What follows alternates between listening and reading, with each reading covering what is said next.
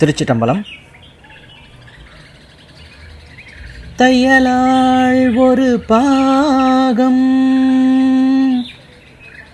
சடை மேலாள் அவளோடும், ஐயம் தேர்ந்து உழல்வார்,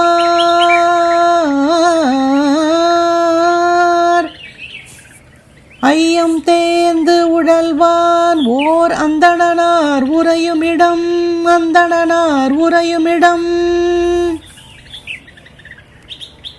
மெய் சொல்லாயிராவணனை மேலோடி ஈடழித்து, பொய் சொல்லாது உயிர் போனான் புள்ளிருக்கு வேளூரே. திருச்சிட்டம்பலம். தேவார பாடல்களை பாடல் வடிவமாக நம்ம இந்த பதிவுகளில் ஒவ்வொன்றா பார்த்துட்டு வரோம். கடந்த பதிவுகளில் நின்ற திருத்தாண்டகம் அப்பர் பெருமானுடைய அற்புதமான அந்த பொது திருப்பதிகத்தை பாடல் வடிவில் நம்ம பார்த்தோம். இனி வரும் பதிவுகளில் திருஞான சம்பந்தர் அருளிய தேவார பாடல் பார்க்க போகிறோம்.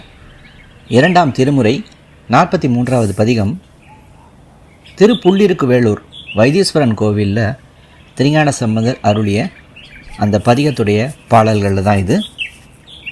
தன்னுடைய 5வது தல யாத்திரையின் முதல் தலமாக கண்ணார்கோயில் சென்று வழிபட்ட திருஞான சம்பந்தர் அந்த தலத்திலிருந்து புறப்பட்டு காவிரி நதியோட வடகரை ஓரமாக மேற்கு திசை நோக்கி சென்று புள்ளிருக்கு வேளூர் சென்றடைகிறாராம். இது சேக்கிழார் தம்முடைய பெரிய புராணத்தில் குறிப்பிடுகிறார். பெருமான்பால் தான் வைத்திருந்த அன்பு மேன்மேல பெருகும் வண்ணம் அழகான பதிகம் பாடினார். இப்படி சேக்கிழார் குறிப்பிடும் பாடலை தான் நம்ம இங்கே பார்க்குறோம். இந்த பதிகத்தனை பாடி சொல்மாலையா இறைவனுக்கு திருஞான சம்பந்தர் அணிவித்தார் அப்படின்னும் சேக்கிழார் குறிப்பிடுகிறார்.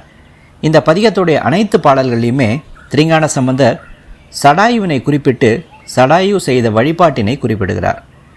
முதல் பாடலில் சடாயு மற்றும் சம்பாதி ஆகிய இருவருடைய இறைவன் எப்படிப்பட்ட தன்மை உடையவன் அப்படிங்கிறத குறிப்பிட்டு, அதுபோலவே சடாயு மற்றும் சம்பாதி ஆகிய இருவரும் இறைவனை வழிபட்ட தன்மையையும், சடாயு என்ற சொல் சம்பாதியையும் குறிப்பிடும்படியாக பொருளை கொண்டு பறவைகள் இருவரும் இறைவனை போற்றி வழிபட்டமைய திருஞான சம்பந்தர் குறிப்பிடுகிறார்.